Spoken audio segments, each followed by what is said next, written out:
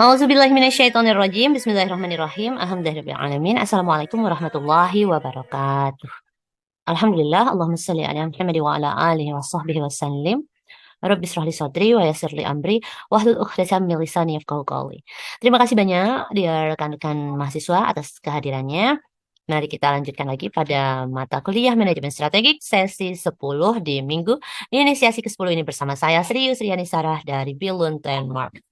Dalam kesempatan ini, mari kita merangkum dari PPT mengenai implementasi strategi manajemen sumber daya dan budaya organisasi. Sebagaimana biasa dalam pembahasannya, kita simak strategic management modelnya, bagaimana ketika strategi diformulasi, kemudian bagaimana implementasinya, dan pada saat melihat evaluasinya berkenaan dengan pengukuran dan kinerja. Selanjutnya adalah alokasi sumber daya dalam manajemen strategik.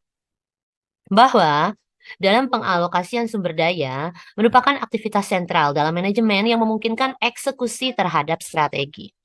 Organisasi yang tidak menggunakan pendekatan manajemen strategis dalam pengambilan keputusan, alokasi sumber dayanya berdasar pada faktor personal dan politik. Sedangkan organisasi yang mengalokasi sumber dayanya dengan pendekatan manajemen strategis berdasar pada prioritas yang dibuat dalam tujuan tahunan. Kemudian mengenai pelaksanaan alokasi sumber daya. Tipe sumber daya yang digunakan untuk pencapaian tujuan tahunan ada 4, yaitu sumber daya keuangan, sumber daya fisik, sumber daya manusia, dan sumber daya teknologi. Hambatan pada alokasi sumber daya yang efektif disebabkan karena adanya proteksi terhadap sumber daya tertentu secara berlebihan, kemudian terlalu menekankan pada kriteria keuangan jangka pendek, kemudian adanya politik organisasi, target strategi yang kurang jelas, kemudian menjauhi resiko, kemudian kurangnya pengetahuan. Selanjutnya, menurut David and David 2017, bahwa alokasi sumber daya pada divisi dan departemen tidak berarti strategi akan berhasil untuk diimplementasikan. Jadi, tentu saja kita harus selalu melihat dari banyak faktor. Kesuksesan alokasi sumber daya yang efektif tidak menjamin implementasi strategi yang sukses, karena program, personel, kontrol, dan komitmen harus terserap dalam sumber daya yang disediakan. Manajemen strategis kadang dilihat sebagai proses alokasi sumber daya. Mengenai aspek budaya. Baiklah rekan-rekan, mengenai aspek budaya ini, culture organisasi ini menjadi penting karena dapat memberikan kontribusi atau menghambat keberhasilan pelaksanaan atau eksekusi strategi yang telah ditetapkan. Kepercayaan dan praktek-praktek dari suatu strategi bisa sesuai atau bisa saja tidak sesuai dengan budaya organisasinya. Jadi, saya teringat bahwa beberapa rekan sedang melakukan riset dan ada variabel mengenai budaya organisasi, bahwa apabila di bawah variabel ini, jangan lupa berarti risetnya merupakan penelitian longitudinal. Jadi, sebagaimana kita ketahui, culture organisasi itu didefinisikan sebagai kerangka kognitif yang berisi sikap-sikap, nilai, norma-norma perilaku, dan harapan-harapan dalam suatu organisasi. Itu menurut Greenberg and Baron 2003. Kemudian, karena dia sebagai kultur, merupakan kumpulan dari pemikiran, segala macam kebiasaan, serta sikap, perasaan yang dipelajari dalam jangka waktu lama dan pola perilaku. Dalam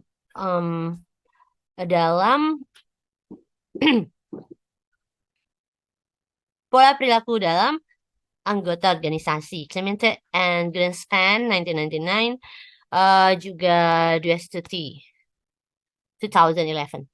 Kemudian tugas pelaksana strategi adalah memastikan kemudian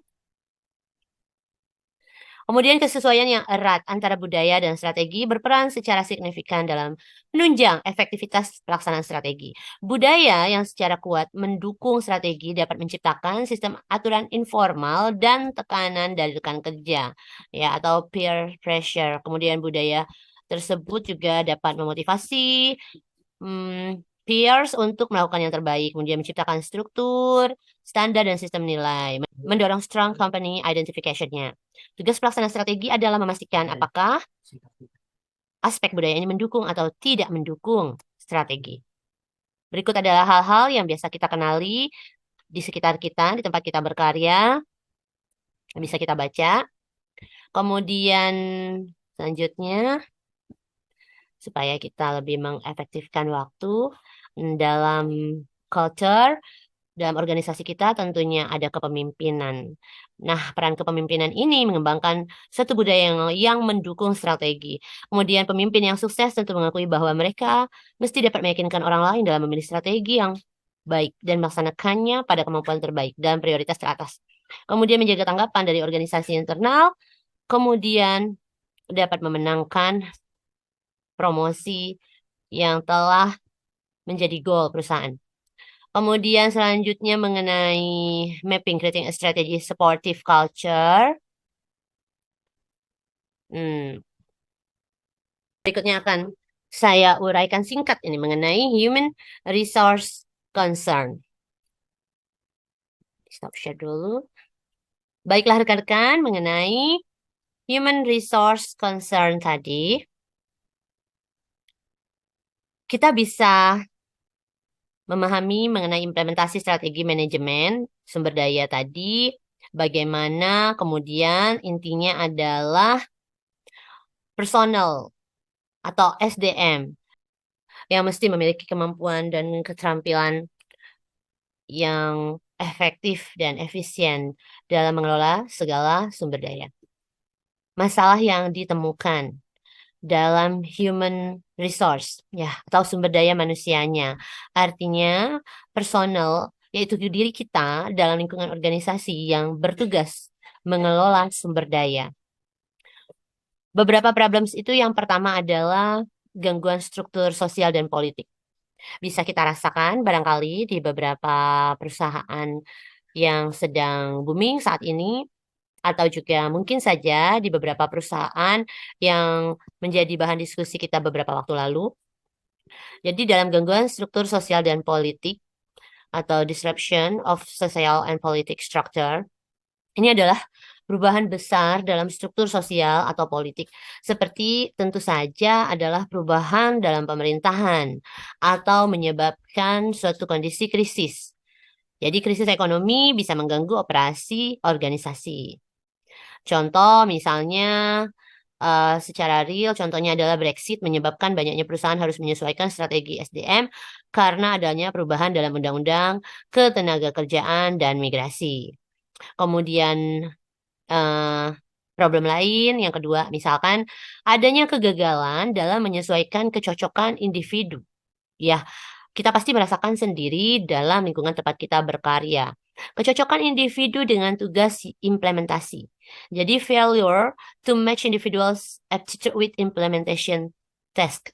Jadi pentingnya tentu saja tugas sebagai manajemen SDM mencocokkan keahlian dan minat individu dengan tugas yang diberikan.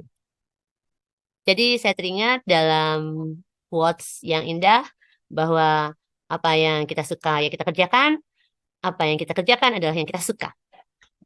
Makanya pentingnya memiliki passion yang tepat di perusahaan yang mendukung passion kita.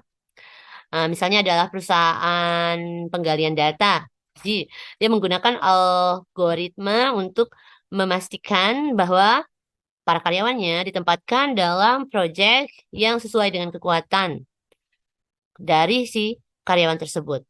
Jadi ada measurement apabila terdapat weakness atau kelemahan dari sosok individu dalam organisasi ini, kemudian diberikan peluang untuk mengerjakan proyek lain. Tentu saja ini untuk meningkatkan produktivitas dan kepuasan kerja. Kemudian hal ketiga adalah dukungan manajemen puncak yang bisa jadi seringnya tidak memadai untuk kegiatan implementasi. Inadequate top management support for implementation activities. Ini adalah permasalahan dalam sumber daya manusia. Jadi dukungan dari manajemen senior sangat kritikal dalam implementasi strategi apapun. Penelitian dari Gallup menunjukkan bahwa organisasi dengan dukungan manajemen tingkat tinggi untuk keterlibatan karyawan cenderung memiliki performa yang lebih baik. Kemudian berikutnya lagi mengenai dari penjelasan PPT yang terakhir tadi adalah Employee Stock Ownership Plans atau ESOP. Rencana kepemilikan saham karyawan. Jadi memang rencana manfaat karyawan di mana karyawan itu membeli saham perusahaan melalui uang pinjaman atau adanya kontribusi tunai. Contoh memang ada beberapa perusahaan, em, misalnya perusahaan XYZ lah waktu itu dari UK dan perusahaan PS Market. Jadi ini adalah contoh beberapa perusahaan eh, yang merupakan organisasi yang membangun pasar di Amerika yang dimiliki oleh karyawannya melalui rencana kepemilikan saham karyawan tadi. Employee Stock Ownership Plans. Kemudian berkenaan dengan balancing work life and home life. Nah, ini adalah human resource concern juga bahwa perlunya menyeimbangkan tanggung jawab profesional dan pribadi. Ini adalah tantangan besar bagi SDM dimanapun berada. Banyak karyawan hingga saat ini memiliki perjuangan besar untuk meraih keseimbangan dalam kehidupan kerja dan kehidupan di rumah. Tentu saja ini diperlukan kerjasama yang erat secara komitmen pribadi, kemudian dengan dukungan dari social support atau dukungan keluarga, dukungan rekan-rekan kerja, dukungan sistem dari regulasi pemerintah dan sebagainya. Bisa dicontohkan, misal ada perusahaan di sini banyak perusahaan seperti Lego itu sangat peduli terhadap balancing work life and home life. Kemudian ada perusahaan yang merupakan TV kabel. Misalnya ini perusahaan TV kabel ini dan em, perusahaan iklan, mereka ini punya kebijakan bisa mengambil cuti yang fleksibel. Nah, termasuk ada perusahaan IT juga, waktu itu yang berpusat di UK juga. Jadi, apabila karyawannya memiliki kerja di luar waktu kerja, maka dihitung. 1 jam dikumpulkan, kemudian ketika sudah jatuh hitungan 8 jam, berarti bisa dikumpulkan menjadi cuti 1 hari. Dan itu bisa diambil, dikumpulkan, sehingga kalau istilahnya ada karyawan yang menabung cuti, dia bisa menabung cuti hingga 60 hari atau lebih. Jadi dia bisa suatu dalam suatu waktu liburan musim panas atau liburan musim dingin, dia bisa enjoy liburan yang jauh bersama keluarganya atau benar-benar memiliki waktu yang ingin dinikmati bercuti panjang selama 2 sampai 3 bulan. Itu setelah adanya kebijakan cuti yang fleksibel. Jadi hal ini bisa membantu karyawan untuk mencapai keseimbangan antara pekerjaan dan kehidupan pribadi. Semua ini merupakan aspek penting yang perlu dipertimbangkan dalam strategi manajemen sumber daya manusia dan pengembangan budaya organisasi yang berkelanjutan. Implementasi strategi harus disertai dengan pemahaman mendalam tentang dinamika organisasi dan kebutuhan karyawan untuk menciptakan lingkungan kerja yang mendukung dan produktif.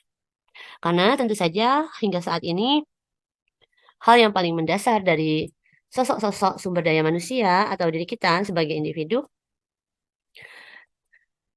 adalah kesehatan secara jiwa dan raga harus selalu dijaga. Tentu saja setelah banyaknya peristiwa yang dilalui oleh kita semua pasca terjadinya pandemi global, em, dari urusan dalam organisasi atau perusahaan, serta segala dinamika pekerjaan dan sumber daya manusia yang ada itu memiliki ragam perubahan. Dan saat ini tentu di antara kita masih merasakan recovery dan proses adaptasi pada hal-hal baru di tempat organisasi atau perusahaan tempat kita berkarya. By the way, rekan-rekan yang berbahagia, selanjutnya dari berbagai sumber di bahan ajar manajemen strategi, kali ini kita akan berbagi tips bagaimana meningkatkan prestasi sebagai individu yang merupakan sumber daya manusia yang ingin selalu memiliki kualitas yang tinggi. Jadi ada beberapa tips bagi kita sumber daya manusia agar senantiasa bisa menerapkan kepada diri sendiri untuk meningkatkan atau mengembangkan semangat berkarya agar menjadi sumber daya manusia yang berkualitas. Yang pertama adalah tentu kita ingat bahwa selalu punya waktu untuk adanya pengembangan keterampilan berkelanjutan. Don't forget about it. Continuous skill development. Jadi, mari kita biasakan untuk berinvestasi dalam pelatihan dan pengembangan berkelanjutan. Nah, organisasi juga mari memiliki investasi dalam pelatihan dan pengembangan SDM. Jadi, ini membantu karyawan untuk tetap relevan dengan perubahan pasar dan teknologi. Kemudian yang kedua, hendaknya memberikan kesempatan untuk pendidikan lanjutan atau pelatihan profesional. Kemudian itu contoh dari keterampilan berkelanjutan. Kemudian hal yang kedua poin, tips menjadi SDM berkualitas adalah adanya pemberdayaan karyawan, employee empowerment. Jadi kita dalam organisasi masih banyak pengalaman rekan-rekan hingga kini ada rasa tidak bebas untuk membuat keputusan dalam tugas. Nah, apabila hal seperti ini selalu terjadi, itu bisa mencetuskan hal-hal lain, faktor yang eh, dipengaruhi dengan rasa tidak bebas dalam membuat keputusan ini. Jadi bisa saja ada faktor menjadi ingin resign atau faktornya menjadi stres dalam pekerjaan dan hal lainnya. Jadi untuk organisasi atau perusahaan, mari memberikan karyawan kebebasan for decision making untuk membuat keputusan dalam tugas mereka untuk meningkatkan rasa kepemilikan organisasi, kepemilikan akan tugas dan tanggung jawab. Kemudian juga menciptakan lingkungan yang mendukung inovasi dan pengambilan resiko yang terkalkulasi. Kemudian poin ketiga, tips lainnya, adakan recognition and rewards. Jadi hendaknya organisasi selalu melakukan peningkatan dalam penghargaan. Jadi sistem penghargaan yang adil dan transparan ini, meskipun bentuk penghargaannya itu tidak berupa material yang wah, tapi dapat memotivasi karyawan untuk berprestasi lebih tinggi dan lebih baik lagi. Jadi karyawan seringkali memiliki keinginan untuk adanya pengakuan baik secara peningkatan finansial maupun non finansial seperti adanya Excellent Award gitu, penghargaan karyawan sebagai papan kehormatan. Kemudian tips selanjutnya yang keempat adalah kembangkan mengenai work-life balance tadi.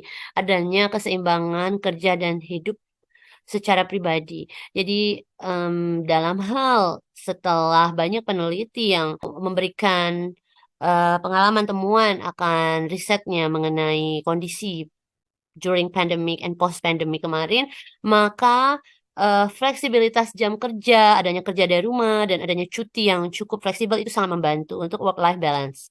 Kemudian, ya ini sangat membantu mengurangi kelelahan dan meningkatkan kesejahteraan karyawan, termasuk adanya beberapa momen atau event keluarga untuk melakukan sport day gitu di antara departemen-departemen dalam lingkungan organisasi. Kemudian tips selanjutnya adalah komunikasi yang efektif dan selalu ditingkatkan.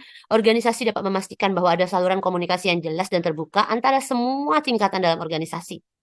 Kalau dalam pekerjaan kami di sini itu adalah satu aplikasi memang khusus internal dan cleaner pun bisa send message kepada CEO. Itu ya karena egaliter memang di Denmark. Jadi tidak ada batasan, kamu cleaner masa kamu sih ngirim email ke CEO gitu, nggak ada seperti itu. Jadi memang transparan sekali, ada saluran komunikasinya yang terbuka dan jelas dalam semua tingkatan dalam organisasi ini. Kemudian implementasi efektif communication itu adalah mengadakan pertemuan rutin untuk mendengar masukan dan kekhawatiran dari karyawan. Kemudian tips selanjutnya adalah kembangkan lagi pengelolaan kinerja atau performance management. Sebagaimana yang kita ingat bahwa untuk performance kita mengukur dengan SMART, ya, specific, measurable, achievable, relevant, timed. Jadi SMART, kemudian dengan mengimplementasikan sistem pengelolaan kinerja yang komprehensif untuk menetapkan tujuan, memberikan umpan balik, dan mengelola kinerja secara berkelanjutan. Kemudian tips selanjutnya adalah kesehatan dan keselamatan di tempat kerja, hendaknya selalu diperhatikan, health and safety in the workplace. Jadi organisasi selalu perlu memeriksa bahwa lingkungan kerja itu aman dan sehat, adanya program kesehatan dan kebugaran untuk karyawan, serta dukungan psikologis jika diperlukan.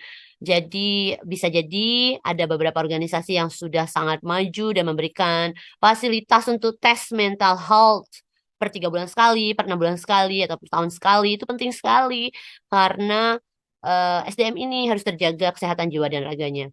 Kemudian tips selanjutnya adalah organisasi hendaknya memiliki kemajuan untuk membangun jalur karir sebagai dukungan karir dan promosi berdasarkan career support and merit based promotion. Jadi dengan membangun jalur karir yang jelas, karirnya itu transparan dan promosinya didasarkan pada prestasi, assessment, bukan berdasarkan nepotisme atau kedekatan atau favoritisme.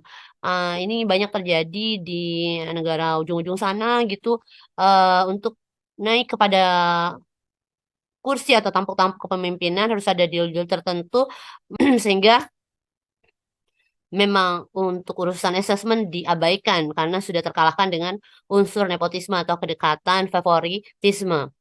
Nauzubillah min dzalik. Kalau di sini di tempat kerja kami di sini itu tidak ada. Alhamdulillah. Menyediakan mentor atau pelatih karir untuk membimbing karyawan juga merupakan hal yang mendukung karir karyawan. Jadi ada bimbingannya dalam pengembangan karir mereka. Kemudian tips selanjutnya hendaknya organisasi memiliki diversitas dan inklusi. Adanya kebijakan yang mendukung adanya diversitas dan inklusi dalam rekrutmen, dalam retensi, dalam promosi. Jadi tidak hanya laki-laki semua, tidak hanya perempuan semua yang duduk dalam departemen-departemen tertentu. Kemudian sudah menerima bahwa tidak hanya orang dari suku S semua di departemen ini, orang dari suku J semua departemen ini, orang dari suku K semua departemen ini tidak. Jadi hendaknya ada diversity and inclusion. Kemudian feedback dan evaluasi berkelanjutan selalu diperlukan. Continuous feedback and evaluation.